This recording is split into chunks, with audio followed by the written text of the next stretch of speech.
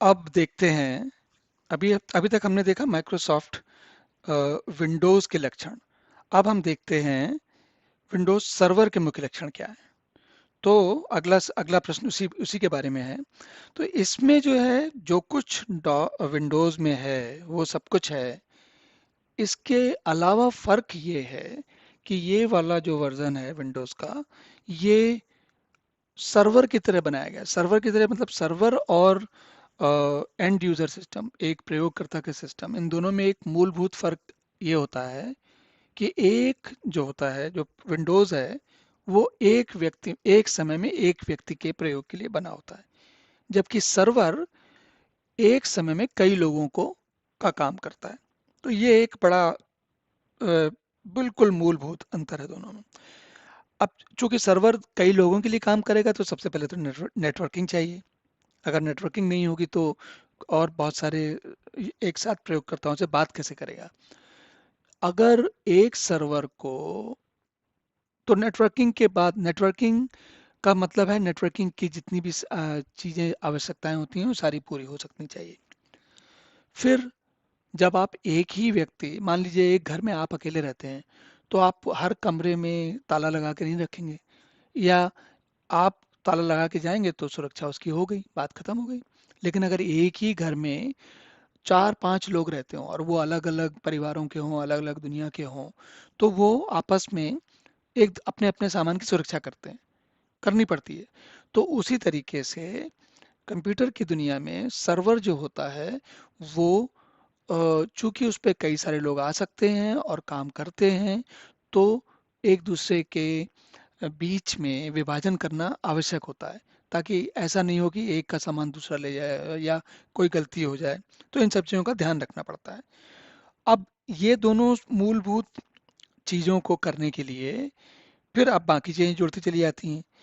तो सोच कर देखिए, माइक्रोसॉफ्ट विंडो डॉस छोड़कर माइक्रोसॉफ्ट ने जब विंडोज़ बनाई, तो उनका सारा का सारा ध्यान आप प्रयोगकर्ता, आप कंप्यूटर को कितनी आसानी से प्रयोग कर सकें और ज़्यादा से ज़्यादा लोग, अधिक से अधिक लोग उसको कैसे प्रयोग कर सकें, तो सरल बनाया गया। लेकिन अब कोई चीज़ आप सरल बनाते हो या उसको आसानी से प्रयोग करने वाली बनाते हो, तो उसके अंदर की जो चीज़ें हैं उन पे अगर आपने ध्यान दिया तो बहुत अच्छी बात है, लेकिन अगर ध्यान नहीं दिया, अगर आपका ध्यान सरलता पर अधिक है, तो अंदर की चीज़ें उतनी कार्यकुशल नहीं होती। तो क्या होता है, अब उसके लिए अलग से मेहनत करनी पड़ेगी। तो ऐसे टूल बनाने पड़ेंगे, ऐसी चीज़ें बनानी पड़ेंगी जो कि अ, अंदर का काम भी संभालें और बाहर सरल भी चले। और ये एक इतनी बड़ी गंभीर समस्या है कि माइक्रोसॉफ्ट आज भी इस समस्या से जूझता है। कैसे? जब आप बहुत सारी, ये जो ग्राफिकल यूजर इंटरफेस जब बनाया जाता है, तो इसका कंप्यूटर पर लोड बहुत पड़ता है। इसके कारण कंप्यूटर को बहुत काम करना पड़ता है। क्योंकि ये सोचकर देखिए आप, जितनी जो स्क्रीन है ये, उसके एक एक जो डॉट है, इसको पिक्सल बोलते हैं, एक एक पिक्सल पर कब क्या दिखा रहे हैं, और हर क्षण बदलता रहता है। जैसे मेरा माउस बदल रहा है, तो जो जो चित्र है बार बार बदलता रहता है। इस बदलते चित्र में उसको संभालना इतना आसान नहीं होता, बहुत मेहनत लगती है। तो जो मेहनत लगती है, तो मेहनत कौन कर रहा है? मेहनत कंप्यूटर कर रहा है। तो कंप्यूटर का, अब सर्वर अगर आप इसको बनाओगे, तो आपको लोगों को भी काम करना है और अपने लिए भी काम करना है। तो माइक्रोसॉफ्ट विंडोज़ की आज भी ये समस्या है, और माइक्रोसॉफ्ट विंडोज़ की ही नहीं, बाकी ऑपरेटिंग सिस्टम की भी ये समस्या होती है। अगर आप दोनों जगह पे काम करने की कोशिश कर रहे हो, तो या तो आपको फिर कार्य क्षमता ज़्यादा चाहिए, आपकी क्षमताएं ज़्यादा होनी चाहिए, तब तो कोई बात नहीं। नहीं तो कहीं ना कहीं आपको पीछे हटना पड़ता है।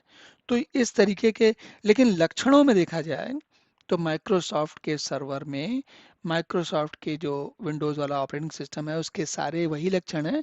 नेटवर्किंग, सिक्योरिटी, या कई प्रयोगकर्ता एक साथ प्रयोग करते हैं उन चीज़ों को, और कई प्रयोगकर्ता एक साथ कई सारे अलग अलग काम करते हैं, तो उसके कारण कार्यभार बहुत बढ़ जाता है, तो वो संभालना पड़ता है।